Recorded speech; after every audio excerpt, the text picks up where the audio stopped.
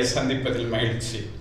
அனைவருக்கும் முதற்கண் உழைக்கும் மகளிர் தின வாழ்த்துக்களை தெரிவித்துக் கொள்கிறேன்.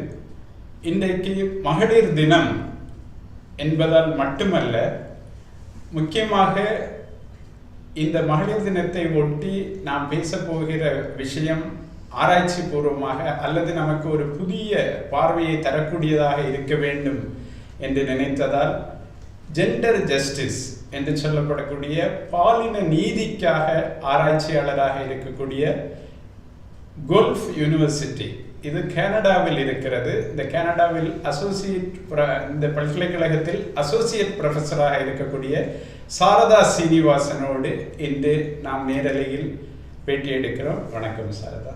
வணக்கம்.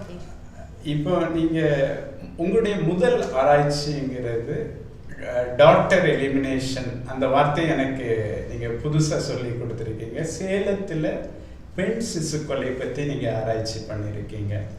அந்த ஆராய்ச்சி பற்றி முதல்ல அந்த ஆராய்ச்சி நீங்கள் ஏறக்குறைய ஒரு 15 வருஷம் முன்னால் பண்ணியிருக்கீங்க. அந்த ஆராய்ச்சியில் உங்களுக்கு என்ன மாதிரியான பார்வை கிடைச்சிது? அங்கேருந்து தமிழ்நாடு இன்னும் நிறைய முன்னேறி வந்தாச்சு. அப்போது இன்னொரு விஷயம், நீங்கள் ஆராய்ச்சி பண்ணி முடித்த நேரத்தில் இந்த சிசு கொலையை தடுக்கணும்னு தொட்டில் குழந்தை திட்டமெல்லாம் பயன்பாட்டில் இருந்த நேரம். அப்போ அந்த நேரத்தில் அந்த திட்டங்கள் ஏதாவது பிரயோஜனப்பட்டிருந்ததா, எந்த அளவுக்கு பிரயோஜனப்பட்டிருந்ததா, அந்த மாதிரியான பார்வைகளும் உங்ககிட்ட இருக்கும். முதல்ல உங்களுடைய முதல் ஆராய்ச்சி பற்றி சொல்லுங்கள், அதுக்கு பிறகு நான் வந்து இந்த ஆராய்ச்சி வந்து 1996 முன்னாடி நிறைய இந்த நியூஸ் பேப்பர்லலாம் உசிலம்பட்டி, சேலம், இந்த ஏரியா, தர்மபுரி இதில் வந்து நிறைய இந்த மாதிரி சிசுக்கொலை, பெண் சிசுக்கொலை நடக்கிறது அப்படின்னு சொல்லிட்டு நிறைய நியூஸ் பேப்பர்லலாம் வந்து எல்லாம் ஆகிட்டு. நான் அப்போ வந்து MS சுவாமிநாதன் ரிசர்ச் ஃபவுண்டேஷனில் வேலை செஞ்சிட்ருந்தேன். அது மூலமாக தான் ஃபஸ்ட் அண்ட் ஃபார்மோஸ்ட் இந்த இஷ்யூவை பற்றி டைரெக்டாக என்ன இது வந்து என்ன மாதிரி ஒரு பிரச்சனை, இந்த பிரச்சனையை தீர்வு காண்றதுக்கு இந்த NGOs சொல்லுவாங்க இல்லையா, தனியார் நிறுவனம், அவங்கெல்லாம் என்ன செய்கிறாங்க அப்படின்னு ஒரு அறிமுகம் கிடச்சதே அந்த 3 years அங்கே ஒர்க் பண்ணும்போது தான். அதுக்கப்புறம் 1999 நான் PhD ஸ்டார்ட் பண்ணும்போது எல்லாம் வந்து நம்ம என்ன இப்போ இந்தியாவோட பற்றி எடுத்துக்கிட்டோம்னா, நம்ம சவுத்துக்கு வந்தாச்சுன்னா விமனோட ஸ்டேட்டஸ் வந்து நார்த் இந்தியா, வெஸ்ட் இந்தியாவில் விட ரொம்ப ப்ரோக்ரெசிவாக தான் இருக்கும் அப்படின்றது. நம்ம இங்கே அப்படி ட்ராவல் பண்ணிட்டு வந்தோன்னா, இன்னும் டெல்லி, ஹரியானா இங்கெல்லாம் நம்ம போயிட்டு, ராஜஸ்தான் போயிட்டு வந்தாலே நமக்கு you can see the difference. அப்படி இருக்கும்போது தமிழ்நாட்டில் எப்படி இந்த மாதிரி ஒரு பெண் சிசு கொலைன்ற ஒரு ப்ராக்டிஸ் வந்தது அப்படின்ற ஒரு கொஸ்டின் வந்து என்னை ரொம்ப it was nagging me a lot. So இதை தான் வந்து சரி நான் PhD ப்ராஜெக்டாக எடுத்து செஞ்சேன். நான் எல்லோரும் என்ன சொல்லுவாங்கன்னா, நீ எதுக்கு தமிழ்நாட்டில் போய் இது பண்ணுற, பஞ்சாபில் பண்ண, ஹரியானா பண்ண, அங்கே தான் நிறைய ப்ராப்ளம் இருக்குது அப்படின்ட்டு. But my question was, it's not அங்கே ப்ராப்ளம் இருக்குது, so we have to go there. ஒரு விமன் ஸ்டேட்டஸ் இவ்வளோ உயர்வாக இருக்கிற ஒரு இடத்துல எப்படி இந்த மாதிரி ஒரு இஷ்யூ ப்ராப்ளம் வரலாம் அப்படின்றது தான் அந்த நோக்கத்தோடு நான் இந்த இஷ்யூக்கு, இந்த ரிசர்ச்சுக்கு வந்தேன். சேலமில் வந்து சொம்பட்டிலையும் செஞ்சுருக்கலாம், தர்மபுரியிலையும் பண்ணியிருக்கலாம். But I decided I will do it in Salem. So சேலமில் ஃபீல்டு ஒர்க் பண்ணினேன். 3 or 4 things that came very clearly emerged. First என்னோடய ரிசர்ச் மூலமாக இது வந்து எப்படி ஒரு பிரச்சனையே இல்லாத ஒரு சுச்சுவேஷன், எப்படி இந்த மாதிரி ஒரு பிரச்சனை வந்தது அப்படின்னு பார்க்கும்போது, பையன் வேணுன்றது எப்போதும் இருந்திருக்கு, லேட்டண்ட்டாக இருந்திருக்கு.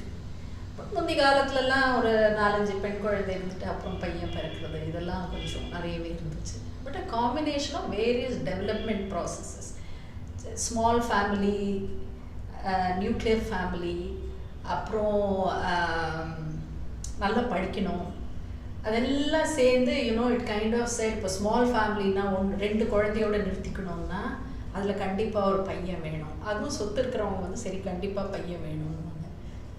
தமிழ்நாடு வந்து is one of the few states in India where இந்த டாட்டர் எலிமினேஷன் சொல்கிறோம் இல்லையா, பெண் சிசு கொலையோ இல்லை செக்ஸ் செலக்டிவ் அபார்ஷன்றோம், சிசுவதை, இது ரெண்டுமே வந்து இஸ் ரூரல் ஃபினாமினல். மற்ற நிறைய ஸ்டேட்ஸில் வந்து it is an urban phenomenon. இப்போ இது வந்து ஏன் இது ரூரல் ஃபினாமினன்றது வந்து still it is not resolved. So what we saw is, especially in the 80s, 90s, 2000, in the 80s and 90s, where the peak pet sisu kolai and sex selective abortion. அந்த டைமில் 90ஸ்லாம் பார்த்தீங்கன்னா we started with the liberalization processes.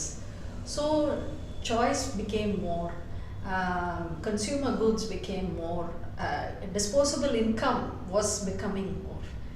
So a lot of people were like, these are the ways that we can measure status. என்னைக்குமே இருந்தது, new அவென்யூஸில் இந்த மாதிரி போக ஆரம்பிச்சு. across India, தமிழ்நாட்டில் we have documented change in dowry. என்ன மாதிரி dowry கொடுக்குறாங்க, quantity of dowry has also gone up. And clear-ஆக தெரியுது இந்த ஒரு 80s especially 90s வரும்போது it really is increased-ன்றது, and we have not gone back. Dowry is still increasing. So அதெல்லாம் வரும்போது என்ன ஆகுது, பொண்ணாக இருந்தால் நிறைய படிக்க வைக்கணும், அப்புறம் அவளுக்கு வரதட்சணை கொடுக்கணும், எல்லாம் இருக்கும்போது 2 பொண்ணு 3 பொண்ணு இருந்தால் ரொம்ப கஷ்டம். அதே டைமில் வந்து காடு நிலம் எல்லாம் இருக்கிறவங்க வந்து we need a boy அப்படின்றதெல்லாம் கொஞ்சம் அந்த சேலம் அந்த சைட்லலாம், சேலம் நாமக்கல் ஈரோடு இந்த சைட்லலாம் வெரி ஸ்ட்ராங்.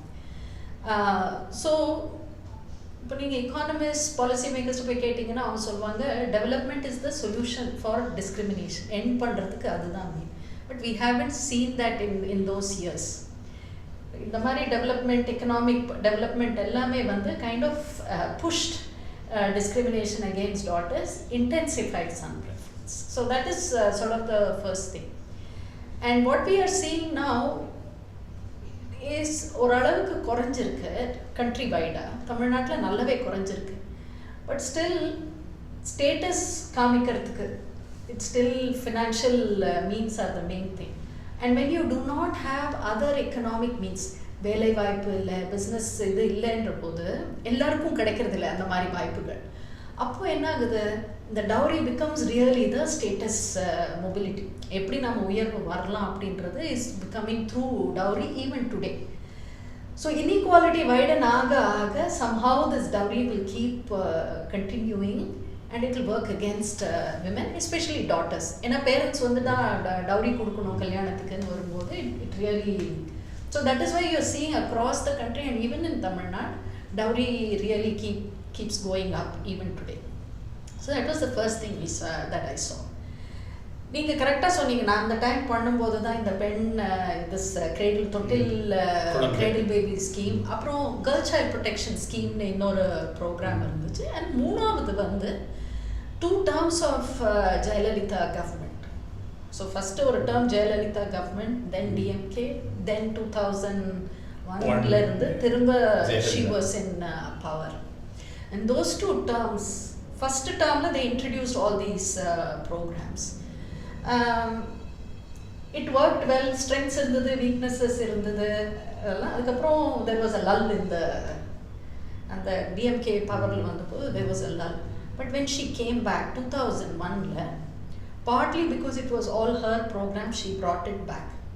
But அதை விட ஒரு முக்கியமான காரணம் why these programs came back was 2001 censusல Tamil Nadu did very badly.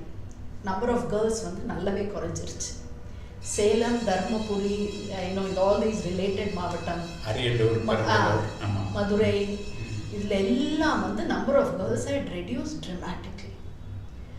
So 2001 census results வந்து Jayalalitha coming back to power, the programs were launched full-fledged. சில வீக்னஸஸ் ஃபஸ்ட்டு ஃபேஸில் என்னெல்லாம் இருந்ததோ அதெல்லாம் கொஞ்சம் கரெக்ட் பண்ணி எல்லாம் செஞ்சு they launched it again. And so if you look at 2006ல Tamil Nadu கவர்மெண்ட்லேருந்து சில டேட்டா வந்துச்சு. அதுக்கப்புறம் 2011 சென்சஸ் பாருங்கள்.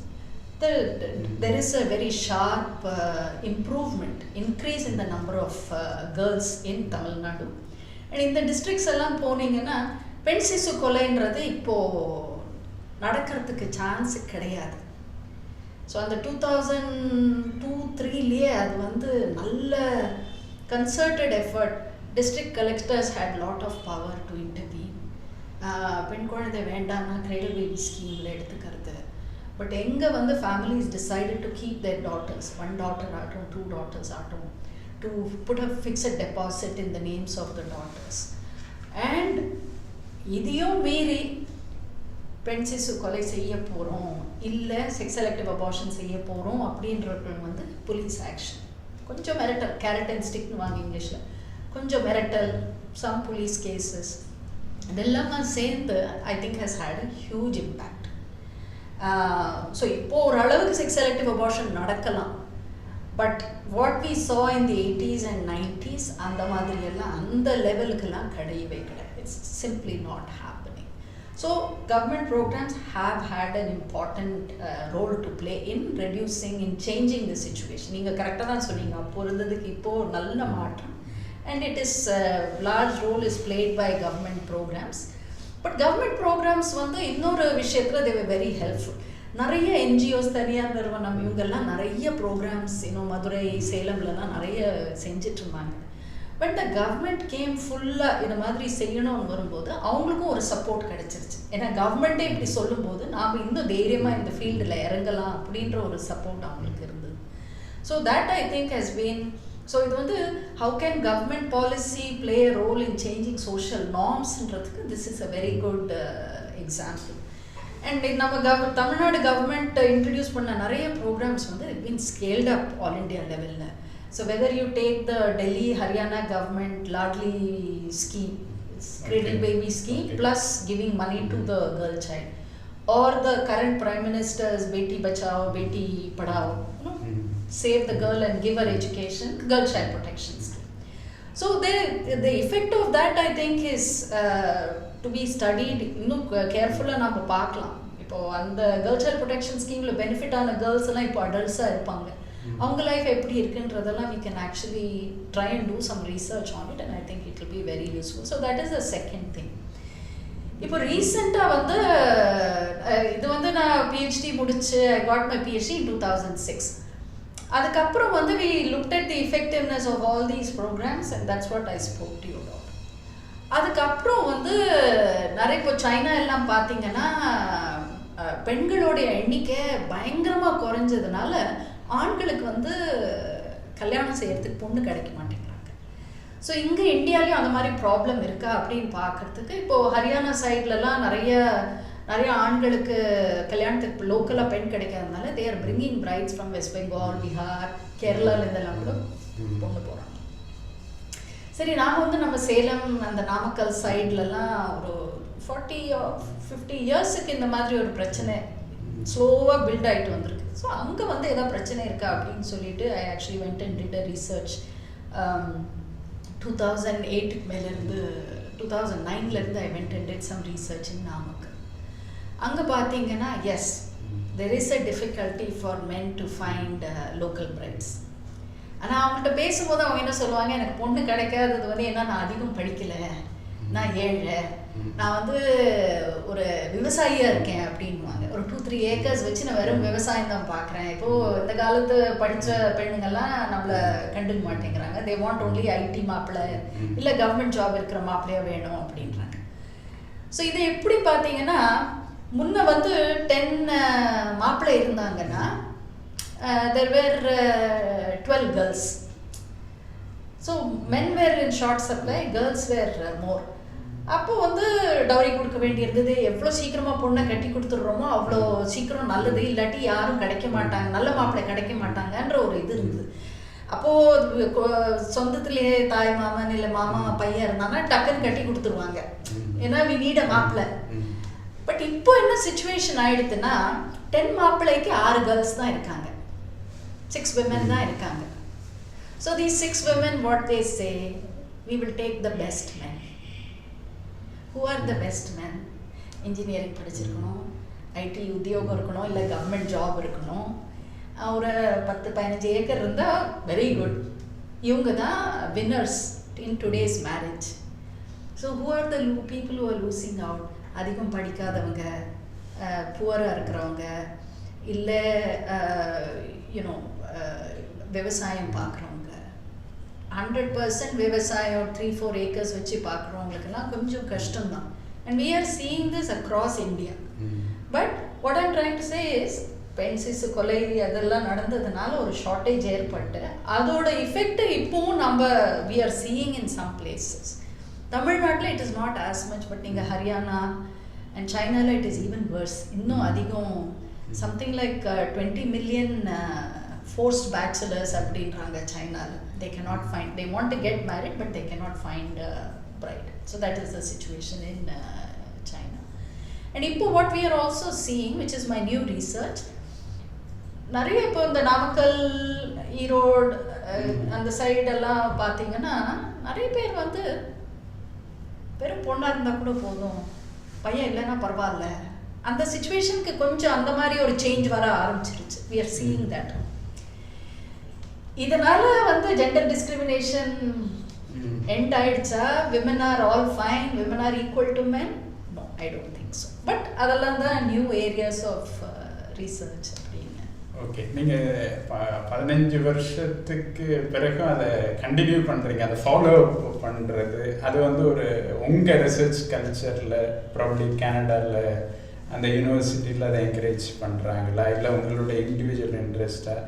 எது எடுத்தாலும் நல்ல விஷயம். ஆனால் இந்த நீங்கள் தொட்டில் குழந்தையை பற்றி சொன்னீங்களே, தொட்டில் குழந்தையில் வந்த குழந்தைங்கள்லாம் டாக்டருக்கு படித்து இப்போது நல்ல இடத்துல இருக்காங்க அப்படிங்கிற டேட்டா எல்லாம் சமூக நலத்துறையே வெளியிட்டிருக்காங்க. அந்த டேட்டா கூட நான் கடைசியாக அந்த டேட்டாவை ஏதோ ஒரு ஆவணப்படத்துக்காக பயன்படுத்த அதை பற்றி பேசலாம். இப்போ நீங்கள் இன்னொரு புதிய விஷயம் பண்ணிகிட்ருக்கீங்க, நான் உங்களுடைய வெப்சைட்டில் படித்தேன்.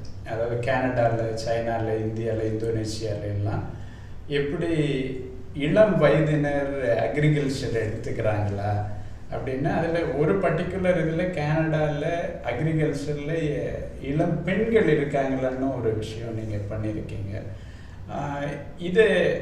இந்த விஷயத்தில் உங்களுக்கு என்ன மாதிரி இன்சைட்ஸ் கிடைக்குது, என்ன மாதிரியான பார்வைகள் கிடைச்சிருக்கு? ஏன்னா அது ரொம்ப முக்கியம்னு நினைக்கிறேன். ஏன்னா நீங்கள் சொல்கிறீங்க ஒரு பக்கம் இந்த 91க்கு பிறகு குளோபலைசேஷன் அப்படிங்கிற எல்லா விஷயமும் வந்து இன்னொரு ஏரியா ஆஃப் கன்சர்ன் நமக்கு இருக்கிறது food security, nutrition, mall nutrition மாதிரியான ஒரு இஷ்யூஸ் வந்துட்டுருக்கு.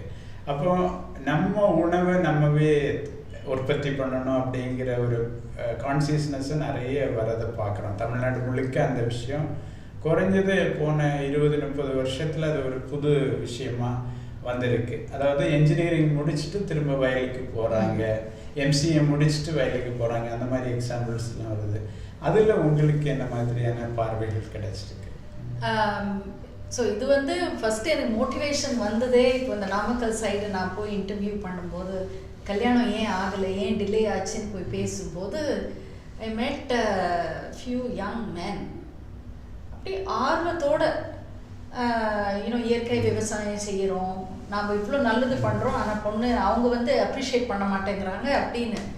அப்போ தான் எனக்கு தோணுச்சு, நாம் வந்து எல்லா வெஸ்ட்லலாம் பார்த்திங்கன்னா அதிகம் நம்ம என்ன சொல்லுவோம், யங்காக இருக்கிறவங்க யூத் எல்லாம், இளைஞர்கள் எல்லாம் ரூரல் ஏரியாஸை விட்டு அர்பன் ஏரியாஸ் போயிட்டுருக்காங்க. அதுவும் ஓரளவு ஒரு லெவலில் உண்மை தான்.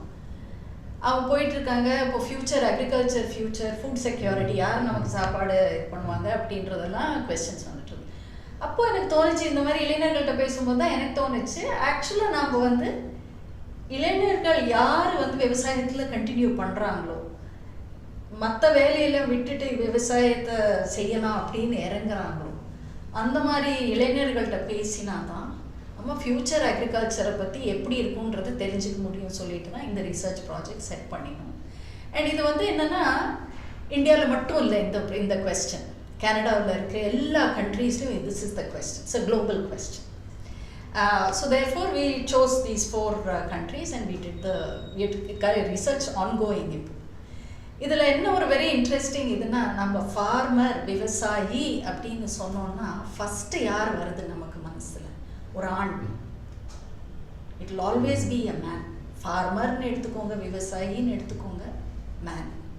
அதே மாதிரி இங்கிலீஷில் யூத் எடுத்துக்கிட்டிங்கன்னா யார் வருது மனசில்? ஃபஸ்ட்டு மேன் தான் ஃபஸ்ட்டு வருவார். பட் நீங்கள் ஃபார்மிங்கில் பார்த்தீங்கன்னா women are very active in farming. நிறைய வேலை செய்யறது women. we also have the social norm. நிறைய இடத்துல வந்து by law, even if they have equal access to property, equal rights to own property, women do not own property, right? நிறைய இடத்துல laws are against women.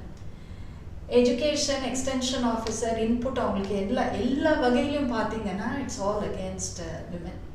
So அப்படி இருக்கும்போது women என்ன விவசாயம் பண்ணுறாங்கன்றது வந்து data is very hard to come. So we said நம்ம வந்து இளைஞர்கள் எவ்வளோ தூரத்துக்கு விவசாயத்தில் ஈடுபாட்டாக இருக்காங்கன்னு பார்க்கும்போது குறிப்பாக யங் விமென் அவங்க எவ்வளோ தூரத்துக்கு விவசாயத்தில் ஈடுபாடோடு இருக்காங்கன்றதை நாம் டாக்குமெண்ட் பண்ணணும். You to bring visibility. அவங்க இருக்காங்க ஆனால் இல்லை, அதை நாம் மாற்றணும் அப்படின்னு சொல்லிட்டு. So this is one part of the project.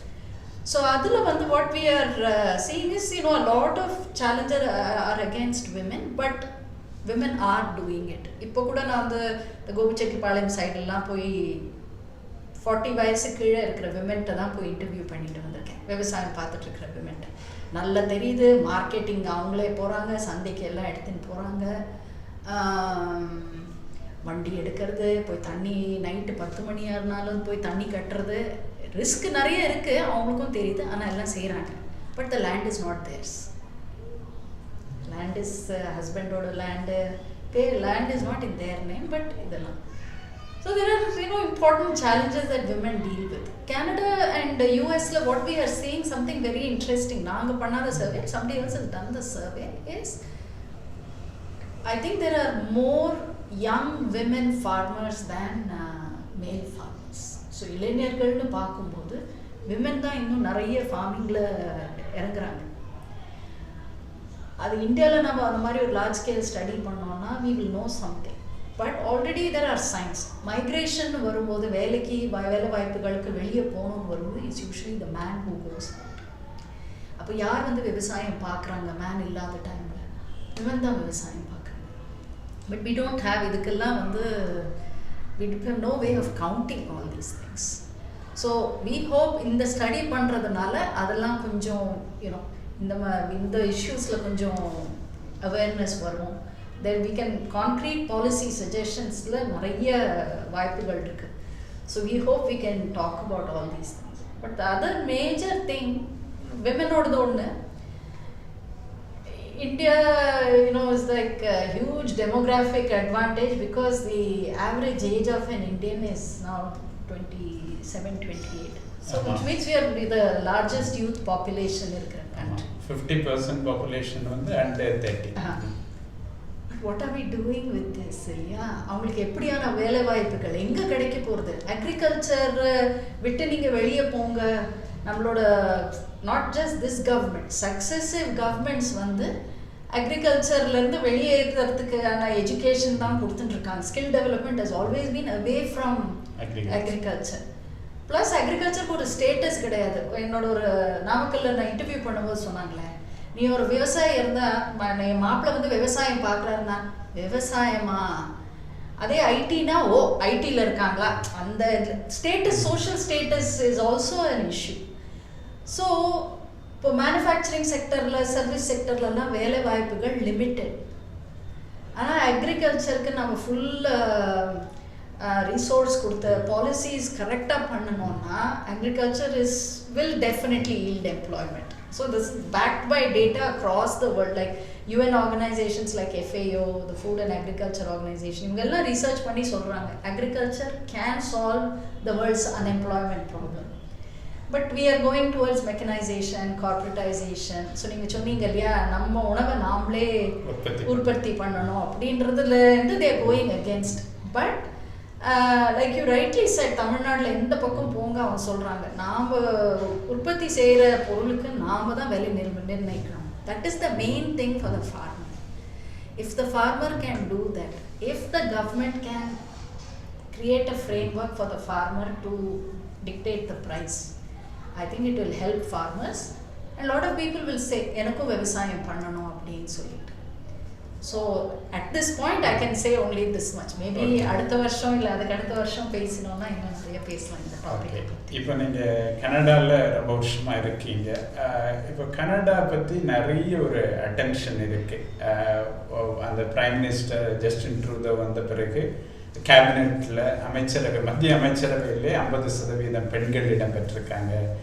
அப்படிங்கிறதுனால அந்த ஒரு ரொம்ப டெவலப்டு சொசைட்டியாக இருக்கிறதுனால அதோடைய தாக்கம் அல்லது அதோட பிரதிபலனை நேரடியாக அங்கே சமூகத்தில் நீங்கள் சமுதாயத்தில் பார்க்குறீங்களா? அது பெண்களை அதிகாரப்படுத்தி இருக்குன்னு நீங்கள் நினைக்கிறீங்களா? Yes and no. First and foremost I think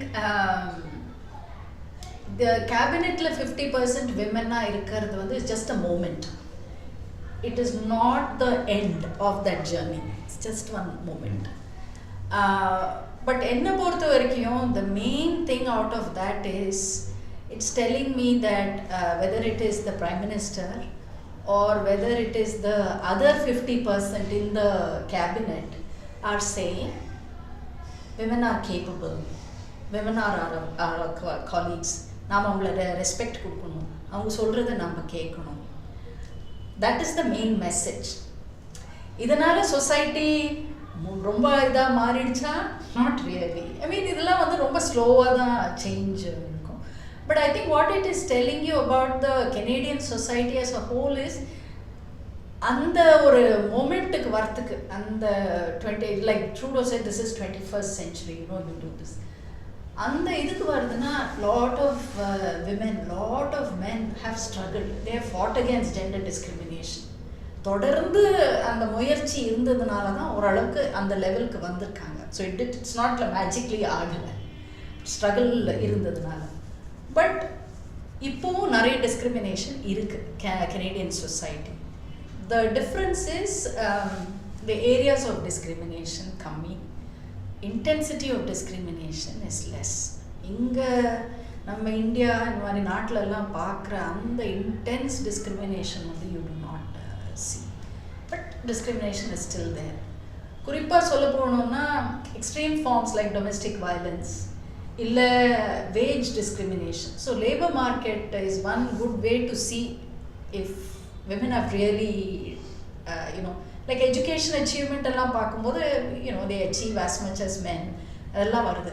but அதை வந்து you know your number of engineers பார்க்கும்போது ஏர் லாட். ஜாப் மார்க்கெட்டில் போகும்போது you will see the discrimination. Number of top senior level executive positions there is discrimination. University heads, number of university presidents, you know, you're talking about we being in a university, discrimination. We don't see too many women who are presidents of Canadian university. So it's there. So அதெல்லாம் மாற்றுறதுக்கு வந்து again government policy can play a very important role in changing social norms. Yeah. So it's அந்த மாதிரி ஒரு சின்ன ஒரு moment to push this agenda forward. Domestic violence is quite gender-based violence is quite prevalent, particularly certain groups. அங்கே வந்து indigenous groups, நம்ம ஆதிவாசின்னு சொல்கிறோம் இல்லையா, அந்த மாதிரி அங்கே இண்டிஜினஸ் கம்யூனிட்டிஸ்லாம் வந்து the level of violence is very high, level of discrimination is very very high. So இப்போ நியூஸ்லலாம் பார்த்தீங்கன்னா அந்த மாதிரி விஷயத்தை பற்றி தான் நிறைய பேசணும். இப்போ ரீசெண்டாக ஒரு கேஸில் வந்து ஒரு ஒயிட் மேன் வந்து murdered indigenous person. But enough evidence இல்லைன்னு சொல்லிட்டு அவங்க விட்டுட்டாங்க. ஸோ இதெல்லாம் வந்து பெரிய விஷயமாயிடுச்சு. நாம் வந்து ப்ரோக்ரெசிவ், நாம் வந்து டிஸ்கிரிமினேஷன் இல்லாத கண்ட்ரின்னு சொல்கிறோம், இதெல்லாம் தான் டிஸ்கிரிமினேஷன் அப்படின்னு சொல்லிட்டு. அதே மாதிரி நிறைய வெளிநாட்டிலேருந்து நிறைய, Canada is a land of migrants. So நிறைய பேர் வந்து செட்டில் ஆகிறாங்க. ஸோ இமிக்ரெண்ட் கம்யூனிட்டிஸ்க்கு அகேன்ஸ்ட் டிஸ்கிரிமினேஷன், லைக் நம்ம இந்தியன்ஸ் இருக்காங்க, பஞ்சாபிஸ் இருக்காங்க, இந்தியாவிலேருந்து நிறைய ஸ்ரீலங்கன்ஸ் இருக்காங்க, lot of people from Syria and other countries. அவங்களுக்கு அகேன்ஸ்டாக இருக்கிற discrimination. So Canada has agenda to work on, but it always helps to have a leader whose vision is on progressive goals. ஏன்னா அதுதான் you know it really push everybody. And when leaders are not forward thinking, progressive and the goals இல்லாத டைமில் you know அதே மாதிரியான elements தான் சொசைட்டியில் support, அந்த மாதிரி எலிமெண்ட்ஸ்க்கு தான் கிடைக்கும். So that way I think it is a very good moment that we have a good இந்த மாதிரி progressive thinking prime minister in Canada. So that's what I have to say. Okay, இப்போ digital அப்படிங்கிறது ஒரு பெரிய நம்பிக்கையை கொடுக்குது. அதாவது எனக்கு கடைசியாக கிடைச்ச தகவல், அதாவது டேட்டா தரவு அப்படின்னு பார்த்தீங்கன்னா, விமன் ஆன் வெப்னு ஒரு குரூப் நிறைய சர்வே பண்ணாங்க. அவங்க ஒரு இன்ட்ரெஸ்டிங்கான விஷயத்த சொன்னாங்க. ஒரு 10 விமன் இன்டர்நெட்டை பயன்படுத்துகிறாங்க அப்படின்னா அதில் நிச்சயமாக ஒரு 4 to 5 பீப்புளுக்கு ஒரு புதிய எஜுகேஷன் ஆப்பர்ச்சுனிட்டிக்கு அது வாசலாக இருக்குது, ஒரு கதவு திறந்து விடுது அப்படின்ட்டு. ஒருத்தருக்கோ 2 பேருக்கோ வேலைக்கு வரைக்கும் அதை கொண்டு போகுது. அதில் பெரும்பாலானவங்களுக்கு இந்த எஜுகேஷனோ இதோ கிடைக்கலன்னா கூட ஒரு சின்ன ஒரு சோசியல் சப்போர்ட் சிஸ்டத்தை, ஒரு சமுதாய ஆதரவு தளத்தை உருவாக்கி கொடுக்குது அப்படின்னு சொல்கிறாங்க. ஸோ நீங்கள் இப்போது சொல்லக்கூடிய அந்த டிஸ்கிரிமினேஷன் எவ்வளவு வளர்ந்தாலும் அந்த சில பழைய விஷயங்கள் மாறாமல் இருக்கிறது, அந்த விஷயம், இந்த டிஜிட்டல் அப்படிங்கிற ஒரு விஷயம், இன்டர்நெட்டுங்கிற ஒரு விஷயம், இதை எந்த அளவுக்காவது ஆக்சலரேட் பண்ணுமா, வேகப்படுத்துமா, இந்த மாற்றங்கள், அந்த சேஞ்சை இன்னும் ஸ்பீடப் பண்ணணும்னு நீங்கள் நம்புறீங்களா? Yes, I agree with you. Internet is a great space, a great equalizer. It creates opportunities for everybody.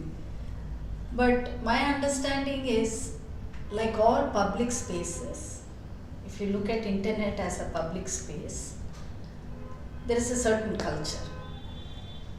So somehow public spaces, like if you take the Indian context, but also other contexts, very often are like male spaces. So the way it is set up, the way you access it, a lot of it is really men think about how we will use this space, and it is about how other men will use this space. So இப்போ நாம் ஒரு space especially for women, and we talk about public spaces in the Indian context, we've been talking about it, especially in the last 6-7 yearsல இது கொஞ்சம் அந்த 2012 இன்சிடென்ட்லேருந்து கொஞ்சம் lot of attention முன்னாடி இருந்திருக்கு, but now it is நல்ல attention கொடுத்ததா how do you make public spaces safe for women? How do you make it inclusive? Yeah, so if public space, அதே மாதிரி இன்டர்நெட்டும் எடுத்துக்கிட்டிங்கன்னா, it's dominated by men, it's dominated by certain social groups, men being one of them. There is a class bias, caste bias, religion bias, ella irukkumbodhu as a woman, if I have to get into that space, I have to think a lot. Can I handle it? Enakku idu mudiyuma? Because it is misogynistic at a certain level. Just ஒரு female மாதிரி இருக்கேன்னு தெரிஞ்சா, like ட்விட்டர்ல இதில் எல்லாத்தையும் it really creates a lot of bad. So அப்படி இருக்கும்போது, and there are some very brave people who continue. Like I remember, was it last year or the year before, there was this student from Delhi, one of the Delhi universities. Yeah. She said something. Gurmekar Kaur. Yeah. I mean, she talked about peace, war being a common enemy. But எல்லாரும் the way they attacked her, and இது என்னன்னா, ரொம்ப பாப்புலரான personalities were attacking her, or மட்டம் தட்டி இது பண்ணிட்டு joke பண்ணிட்டு இருந்தாங்க அவளை. பட் அதெல்லாம் நினைக்கும் போது தான் நம்ம, if you were a girl of that age, what will you think? வேணா சாமி அப்படின்னு தான் ஒதுங்குவீங்க. Same thing with public spaces. Night வெளியே இறங்கினா எனக்கு இந்த ப்ராப்ளம் எல்லாம் வரும், நான் வெளியே போக மாட்டேன். So women tend to, a large part, we tend to exclude ourselves because of the challenges in negotiating what is clearly a male space. But we have to engage with that space. So there are a lot of groups on the like Twitter, there are groups called Why Loiter. They are simultaneously tackling public spaces, physical space, and web spaces. So a lot of women's groups, feminist groups are doing a lot of important work. But அதெல்லாம் மாறணும்னா ஒரு அளவுக்கு நம்ம mind செட்டும் மாறணும். And அந்த mind set மாறுறது பெண்கள் கிடுகிடுன்னு மாறிடுவாங்க. ஏன்னா it is in my interest to change. But how do we get men to change? So So the bottom line is, unless and until men actually become part of this, how do you make this journey enjoyable for both? It's not about பொண்ணுக்கு chance கொடுத்தா அவ என்ன வந்து இறக்கிடுவா அப்படி பார்த்துட்டு இருந்தோம்னா this will be a war. But if you say, you're going on a train journey, எல்லாரும் ஒரே டெஸ்டினேஷன் போகிறோம், சண்டை போட்டுட்டு போகலாம், ஒதுக்கி வச்சுட்டு போகலாம், கூட நல்ல பகிர்ந்து ஸ்பேஸை ஷேர் பண்ணிவிட்டு மியூச்சுவலி ரெஸ்பெக்டிவாக அப்படியும் போகலாம். எந்த ரூட்டை சூஸ் பண்ணுறோன்றது. But that way we have a lot of work to do with men. So that will be my last thing. Any space, physical space ஆகட்டும், ரோட் ஆகட்டும், இன்டர்நெட் ஆகட்டும், we need a lot of work with men and men's mindsets. அது unpack பண்ணலைன்னா it's going to be difficult for women. Okay, இப்போ காலம் கருதி அந்த டிஜிட்டலில் ஒரே ஒரு விஷயம் நீங்கள் சொன்னீங்க, 2 இடத்துலையும் வேலை பார்க்க வேண்டியிருக்கு. ஒன்று ரோட்லேயும் வேலை பார்க்க வேண்டியிருக்கு, இன்டர்நெட்லேயும் வேலை பார்க்க வேண்டியிருக்கு. ஏன்னா இது ரெண்டும் பேரலாக நடக்கணும் அப்படிங்கிறது தான் அது சரியான பாதையாக இருக்க முடியும் அப்படின்னு நம்புறீங்க இல்லையா? அதுதான். And I think, எந்த ஸ்பேஸ் ஆனாலும் சரி, we have to work with men to make that space safe, inclusive. அது விமனை மட்டும் இன்க்ளூசிவ் இல்லை, கிளாஸ் இஷ்யூஸும் இருக்குது, காஸ்ட் இஷ்யூஸ் இருக்குது, ரிலிஜன் இருக்குது, எல்லாம். ஸோ நாங்கள் அங்கெல்லாம் பேசும்போது சொல்லுவோம், வெஸ்ட்லலாம் பார்த்தீங்கன்னா will say it's usually white middle class man who that is your who holds power னு வரும்போது ஆண் ஆதிக்கம் வாங்க இல்லையா. It is typically white male middle class. So and the age group also will be like the adult, not too senior, not too young, அந்த mid. அவங்கள எந்த space, ரோடாக இருக்கட்டும், யூனிவர்சிட்டி, ஒர்க் ஸ்பேஸ் ஆகட்டும், வீடாகட்டும், internet, we have to, every space we have to engage. We have to work with that. Okay, great talking to you. நிறைய விஷயங்கள், நிறைய பார்வைகளை, புதிய பார்வைகளை கொடுத்தீங்க இந்த மகளிர் தினத்தில். நிச்சயமாக இது நிறைய பேருக்கு ஒரு புதிய வாசலை திறக்கிற ஒரு பேட்டியாக இருக்கும்னு நான் நம்புகிறேன். நீங்கள் இவ்வளோ தூரம் வந்து இவ்வளோ நேரம் செலவழித்ததுக்கு ரொம்ப சந்தோஷம். Thank you very much for the opportunity. வணக்கம் அன்பு சொந்தங்களே. ஊடகங்கள் என்பவை அரசாங்கங்களை, தொழில்களை மக்களுக்கு பதிலளிக்க கடமைப்பட்டவர்களாக மாற்றுகிறவை. சுதந்திரமான ஊடகங்கள் முன்னெப்போதும் இல்லாத அளவுக்கு இந்திய திருநாட்டுக்கு அவசியப்படுகிற ஒரு காலகட்டத்தில் நாம் வாழ்ந்து கொண்டிருக்கிறோம். அந்த தேவையை உணர்ந்துதான் இப்போது.com கடந்த 30 மாதங்களுக்கு மேலாக உங்களோடு பயணம் செய்து கொண்டிருக்கிறது. அறிவார்ந்த தமிழ் சமூகம், அறம் செறிந்த தமிழ் சமூகம் என்கிற லட்சிய பாதையில் பயணம் செய்கிற இப்போது.com உடைய இதழாளர்கள், பத்திரிகையாளர்கள், அவர்களுக்கு அவர்களுடைய வாழ்வாதாரத்திற்காக நாம் அவ்வப்போது உங்களிடம் உதவிகளை கோரி வருகிறோம். ஒவ்வொரு செய்திகளை நீங்கள் படித்த பிறகும் அதற்கு கீழே இந்த சுதந்திரமான ஊடகத்திற்கு உங்களுடைய ஆதரவை வழங்குங்கள் என்கிற கோரிக்கை இருக்கும். அதே போல இந்த வீடியோவுக்கு கீழே உள்ள டிஸ்கிரிப்ஷன் அல்லது விளக்கத்திலும் கூட ஒரு லிங்க் இருக்கும். அந்த லிங்கை அழுத்தினீர்கள் என்றால் 5 ரூபாய், 50 ரூபாய் அல்லது 500 ரூபாய் எங்களுக்கு நிதி உதவி அளிப்பதற்கான பட்டன்கள் இருக்கும். அதை பயன்படுத்தி இப்போது.com-ஐ ஆதரியுங்கள். சுதந்திரமான ஊடகவியல் மூலமாக வலுவான தமிழ் சமூகத்தை கட்டி எழுப்புவோம். நன்றி.